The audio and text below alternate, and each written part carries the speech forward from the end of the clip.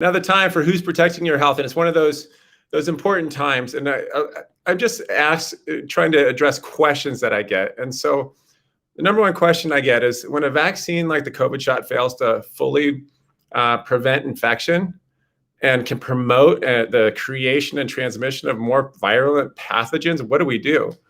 And the CDC has confirmed that fully vaccinated individuals who actually contract the infection have as high a viral load as unvaccinated individuals who get infected, which then really proves there's no difference between the two in terms of transmission risk. And so if vaccinated individuals can be infected and carry the virus and cause it to mutate and then transmit it to others, how does proof of vaccination actually promote public safety? Those are the questions. So what concerns me is that we're discriminating against these unvaccinated citizens in the name of public safety, and people are actually applauding this as if it's a good thing. And it's absolute madness, because even though science shows us that everything our public health officials are doing is wrong, right? Because in 2015, there was actually an article in which they found that leaky vaccines actually drive mutations. And what this means is that the non-sterilizing vaccines, which this COVID one is, when a vaccine fails to fully prevent infection, it's known as a leaky vaccine. And what that can do is that can promote the creation and transmission of more virulent pathogens. And in summary, what the authors found is they found that there's an expectation that some types of vaccines could actually promote or prompt the evolution of a more virulent or hotter pathogen. And this idea follows the notion that natural selection removes pathogen strains that are so hot that they'll actually kill their host and therefore themselves. So what this means is that vaccines that let their host survive but do not prevent the spread of the pathogens, they relax this selection, allowing evolution of a hotter pathogen to occur like we found.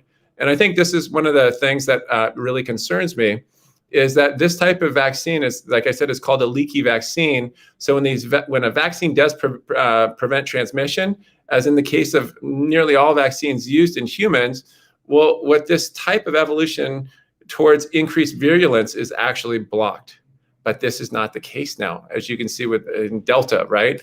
But when vaccines leak, allowing at least some pathogen to transmission, they can actually create this ecological condition that would allow hot strains to emerge and persist. Case in point, the modern commercial leaky vaccines that can precisely have this effect. And they allow the onward transmission of strains otherwise that would be lethal to persist. Thus, the use of leaky vaccines, like I said, facilitate the evolution of strains and lead us at a greater risk of severe disease. The COVID shots, which don't provide you with immune protection against the virus, but rather lessen the symptoms of infection, they're a perfect example of leaky vaccines that can allow the virus to mutate when the mildly ill host, within the mildly ill host, who then transmits the muted virus to others. In this way, the COVID shots can actually fuel a never-ending chain of outbreaks. So what if the vaccine passports cannot protect public health? Well, so here's the thing. Here's my question. If a vaccinated individual can be infected, and if a vaccinated individual can carry the virus, and a vaccinated individual can transmit it to others, what good then is proof of vaccination? Because vaccinated people, they're obviously no less likely to spread the infection, right, than an unvaccinated person. So so why is the liberty to freely participate in a society actually being removed from the unvaccinated? I got to tell you, to me, it's completely irrational. A second, third, or tenth of something that doesn't work, still doesn't work. An argument that vaccine passport pushers like to use is that spreading a lethal infection isn't a human right. Therefore, proving you've been vaccinated is not an unreasonable request if you like to participate in society. Today, they're trying to do that in San Jose. They're trying to give us a vaccine passport to get into events in our area here. And they say we're the most vaccinated municipality in the entire country, the largest city with the highest vaccination rates, and yet they're still afraid. Likewise, the problem is that they're going to start insisting, and they've tabled it, that whether we should be able to insist going into a restaurant isn't a human right, or traveling on an airplane isn't a human right, or staying in a hotel or going to the gym or going to the grocery store isn't a human right. Look, freedom is the absence of necessity, coercion, or constraint.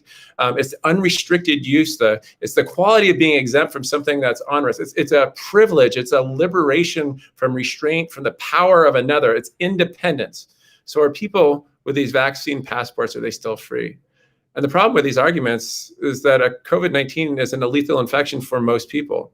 It's just an infection just as easily spread by vaccinated people. So both groups, they kind of confer the same risk. When we start looking at that, outbreaks occur in populations, up to 80% of the people are vaccinated in these populations. The problem is that's even if they're fully vaccinated, and there are treatments if you do contract the infection. And it's virtually impossible to eradicate the human respiratory virus that have animal virus reservoirs. No matter what you do, no matter what you discriminate based on vaccine status, is no different than discriminating against somebody with other medical conditions. And it literally violates the very definition of freedom of which this constitutional republic was built. So if you can't enter a grocery store without being vaccinated, are you still free? If you can't travel, even if you have the means to do so, are you still free? If you can't eat a meal at a restaurant, even if you can pay for it, are you still free? So some trying to sell the vaccine passport as something that will actually grant you these privileges. In other words, something will grant you freedom, but you cannot give freedom, right? But you can't give freedom by taking away freedom, by taking freedom away. Freedom is an absence of, like I said, necessity or coercion. So a vaccine passport, by definition, can't grant you freedom because in getting the passport, you actually have to actually relinquish your freedom that you originally had. Your whole life, you've probably been allowed to go to restaurants, right? You've probably been allowed to go to the gyms and concerts and grocery stores at will. But that was freedom. Now they're taking away that basic freedom, saying that you can get it back if you get the shot or if you carry a proof of vaccine. That's coercion, which is the opposite of freedom. You can't give people freedom by coercing them to give up their freedom.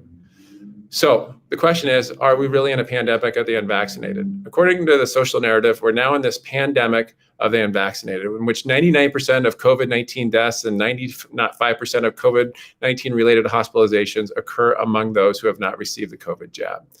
That, however, is absolute propaganda based on profoundly serious manipulation of old data from the beginning of this year. And to achieve these statistics, the CDC included hospitalizations and mortality data from January through June of 2021. And it doesn't include more recent data related to the COVID variant, which is now the most prevalent strain in circulation.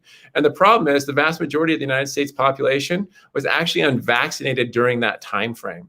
January 1st of this year, only 0.5% of the population had received a COVID shot. By mid-April, 31% had received one or more shots. As of June 30th, 46% were fully vaccinated. So keep in mind that CDC doesn't consider you fully vaccinated until 2 weeks after your second dose. In the case of Pfizer or Moderna, which is given 6 weeks after your first shot. But by using statistics from a time period when the US as a whole was largely unvaccinated, the CDC is now claiming we're in a pandemic of the unvaccinated in an effort to demonize those who still have not agreed to receive this experimental injection. So when you look at more recent and emerging data, you can see the opposite trend. In Israel, data shows that half of all COVID-19 infections are now among the fully vaccinated. 85 to 90% of COVID-related hospitalizations are among the fully vaccinated, and the fully vaccinated account for 95% of seriously ill patients. In Scotland, their hospitalizations show as much as 87% of the people that have died from COVID in the third wave that began in July were fully vaccinated. And the CDC investigation of an outbreak in Massachusetts in July 6th through the 25th revealed that 80% of the COVID hospitalizations were among the fully vaccinated. CDC confirmed that these fully vaccinated individuals who contract infection have as high of a viral load in their nasal passages as unvaccinated individuals who get infected, which proves there's no difference between the two. So in terms of transmission risk. So again, if vaccination status has no bearing on the potential risk that you pose to others, what do we need passports for? They're useless as to the passengers on the Carnival cruise lines that recently experienced where there was an outbreak of COVID-19, despite every last person having been vaccinated. The same thing happened on board the fully vaccinated HMS Queen Elizabeth, a British Navy ship.